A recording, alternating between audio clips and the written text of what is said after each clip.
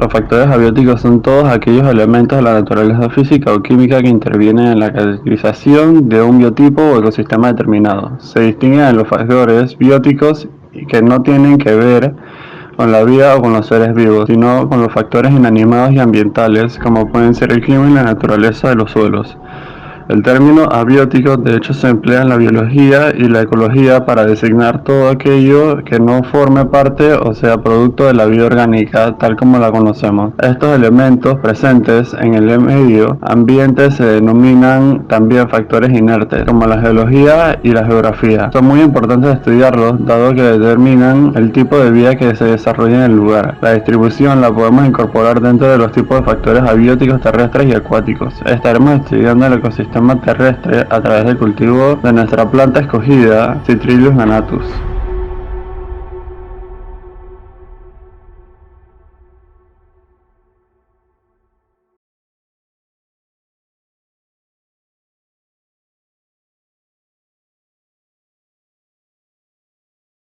Haciendo una recopilación de varios documentos investigados, podemos mencionar que hemos extraído los siguientes datos. Un estudio publicado en el año 2004, denominado Resultado de investigaciones en sandía sobre niveles de nitrógeno, fósforo y potasio y épocas de aplicación de fertilizantes, arrojaba que la producción en los diferentes cultivos fue similar. Sin embargo, dependía de la cantidad de fertilizante que se le aplicaba, ya que la más productiva fue la plantación con más cantidad de fertilizante. Otro estudio de tesis expuesto por estudiantes de la Universidad Nacional Agraria La Molina decía que las evaluaciones de calidad como porcentaje de sólidos solubles y materia seca en tallos, hojas y frutos se hallaron deficientes en comparación con los niveles de fertilización evaluados. La mayoría de las investigaciones acerca de las plagas o enfermedades que pueden afectar el cultivo de sandía concluyen en lo siguiente: la presencia de orugas de sandía, moscas blancas en las hojas de sandía, telas de araña en las hojas de sandía y hongos en las plantas de sandía.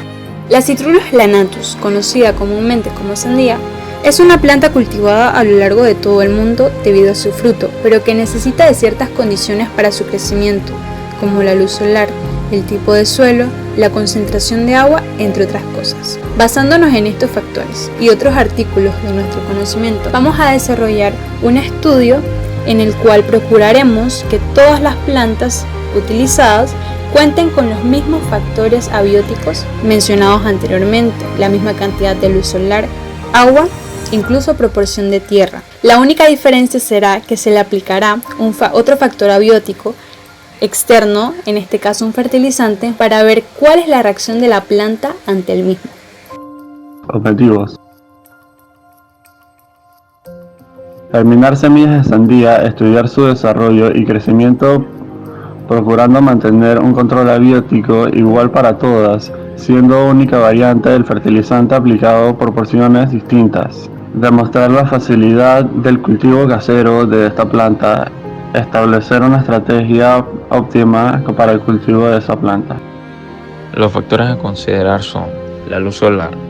La sandía es considerada una planta tipo C3, la edad del cultivo y la intensidad lumínica modifican la fotosíntesis neta.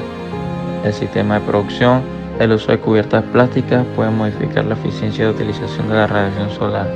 La intensidad lumínica tiene una alta influencia sobre la madurez de los frutos, sobre todo en el grado de dulzor que logran. Cerca de cosecha, las radiaciones solares pueden producir un golpe de sol o la quemadura solar en la parte de los frutos expuestos. Este daño puede ser importante cuando se produce defoliación o marchites de hojas provocadas por plagas o enfermedades. Temperatura. La temperatura influye en todas las funciones vitales de la planta, como son la germinación, transpiración, fotosíntesis, floración, etc., teniendo cada especie una temperatura óptima. La sandía es menos exigente en temperatura que el melón, siendo los cultivares triploides más exigentes que los normales. La temperatura óptima para el crecimiento de la planta es de 25 a 35 grados Celsius durante el día y de 18 a 22 durante la noche. Su cero vegetativo se sitúa entre los 11 a 13 grados Celsius de temperatura ambiental y se hiela a 1 grado Celsius. El rango de 18 a 20 grados Celsius es óptimo para la antesis o la apertura de las flores, que dejan sus partes disponibles para la polinización y dehiscencia. Apertura espontánea de anteras para dispersar polen. La temperatura mínima para antesis es de 10 grados Celsius. Por encima de esta temperatura las flores se abren y permanecen, sí, hasta la noche. En condiciones de baja temperatura, la antesis y la dehiscencia delantera se retrasa hasta el día siguiente. Cuando las temperaturas aumentan por encima de los 30 grados Celsius, la antesis ocurre temprano y las flores se cierran a mediodía o durante las primeras horas de la tarde. La influencia de la temperatura está relacionada con la diferenciación de primordios florales durante el desarrollo de la flora hasta antesis. Las bajas temperaturas pueden inhibir el desarrollo de flores masculinas después de la diferenciación, determinando una precoz aparición de flores femeninas. Para la cuaja de frutos, la temperatura debería ser de 21 grados. La maduración de los frutos se da entre los 20 y 30 grados. Humedad relativa. Los extremos de humedad relativa son una fuente de potencial estrés para la sandía. Si el sistema de producción contempla el uso de cubiertas plásticas túneles con un grado variable de hermeticidad, aumenta la humedad relativa, disminuyendo el gradiente transpiratorio dentro del mismo. Un efecto importante estaría relacionado con el crecimiento de las poblaciones de algunos bioantagonistas, bacterias y hongos. La humedad relativa óptima para la sandía está entre los 60 y 80%, siendo un factor determinante durante la floración, con un mínimo de 50% de humedad relativa. Se facilita la apertura de anteras, dehiscencia y polinización. La maduración del fruto se ve favorecida por ambientes que no sean excesivamente húmedos. Suelo. La planta de sandía se desarrolla bien en suelos neutros o débilmente alcalinos. Es sensible a las sales, por lo cual de preferencia se cultiva en suelos que no registren más de 2 milímetros por centímetro. Prospera mejor en suelos franco-arcillosos, de buen drenaje, sin exceso de agua, fértiles, con alto contenido de materia orgánica y un rango de tolerancias a pH relativamente amplio, de 5.5 a 7.5. Vientos. Los vientos fuertes dañan considerablemente la planta, reduciendo las producciones y, si son secos y calientes, producen la absorción de las flores con similares resultados. En cultivo forzado, el viento también provoca daños, como el desprendimiento de las cubiertas de los túneles. Nutrientes. Los nutrientes o fertilizantes recomendados para el cultivo de sandía son fósforo, potasio y nitrógeno. La dosis depende del tipo de cultivo y la producción. Ejemplo, cultivo de sandía al aire libre para una producción entre 55 a 65 terametros por hectárea. Necesidades de nitrógeno. Estimula el rápido crecimiento. Brinda un color verde intenso a las hojas y mejora su calidad. Fósforo. Estimula el desarrollo precoz de las raíces y el crecimiento de la planta. Potasio. Impone vigor y resistencia a las plantas para afrontar enfermedades. En base a lo investigado, el fertilizante que decidimos utilizar es Nutrex 1326-10-6S. El uso de fertilizantes compuestos significa un adecuado uso de técnicas de fertilización. Una vez conocidas, las necesidades de nutrientes de los cultivos en cuanto a nitrógeno, fósforo, potasio, magnesio y azufre se refiere.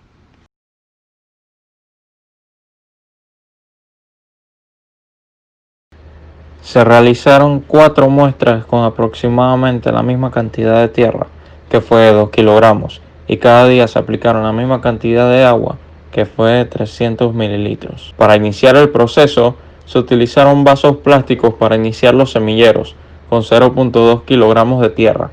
En primera instancia, se colocaron de 2 a 4 semillas de Citrullus lanatus para obtener mayores probabilidades de germinación.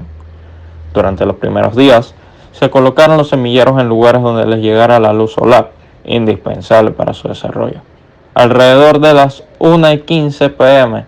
diariamente, se les depositaba agua reposada con 24 horas de antelación. Las primeras semillas en germinar fueron las de José y Casa. Al cuarto día, posteriormente germinaron las del resto. El día 20 de junio, las plantas de los 4 integrantes del grupo ya habían alcanzado el tamaño mínimo para recolectar datos.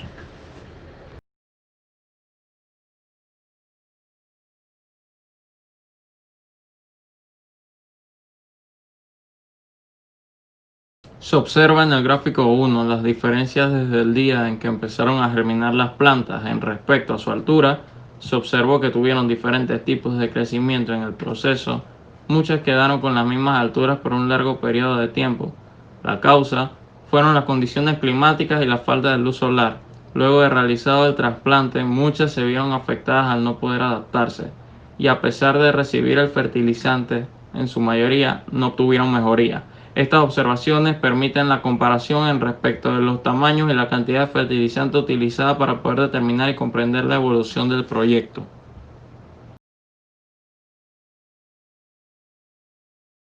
Mostrados en la gráfica 1, se plasmó el crecimiento de las diversas plantas en el lapso del tiempo.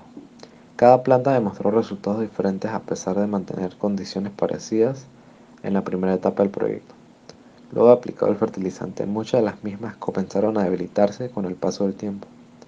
Una de las primeras razones que fueron surgiendo del por qué no se desarrollaron de forma parecida a las plantas fue la ubicación de cada uno de los participantes, donde en ciertas horas del día recibía mayor luz solar, pero a diferencia de los otros, las condiciones donde se encontraban existían mayores niveles de humedad, factor que afecta el crecimiento de las Citrullus lanatus. Luego de aplicado el fertilizante, la respuesta esperada en las plantas resultó diferente.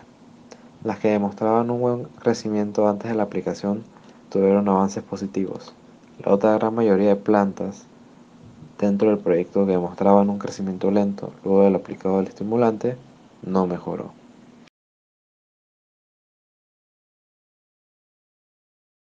El proyecto pretendía conseguir un nivel óptimo en las aplicaciones de fertilizantes y con ello evaluar el crecimiento de la sandía bajo condiciones parecidas, pero aplicada por cada uno de los integrantes del grupo de sus respectivos hogares. Se puede llegar a percatar que hubo un grado considerable de diferencias en cómo fueron evolucionando las plantas a medida del paso del tiempo.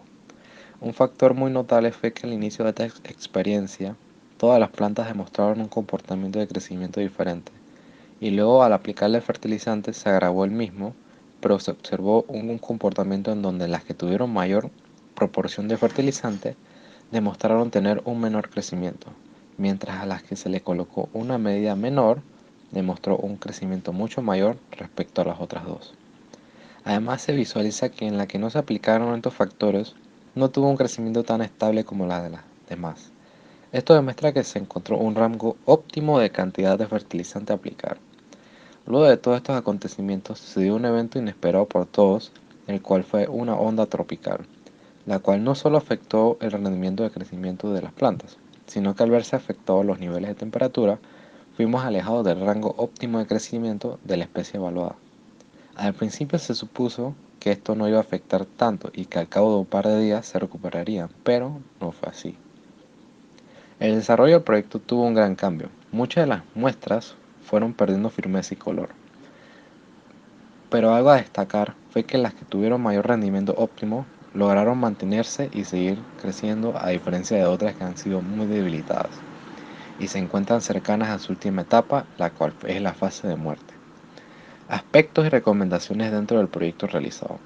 Dentro de esta experiencia, el equipo desarrolló las siguientes recomendaciones para lograr un exitoso cultivo de sandía. Mayor tiempo de análisis. Estudio de factores de temperatura dependiendo de la zona a realizar el proyecto.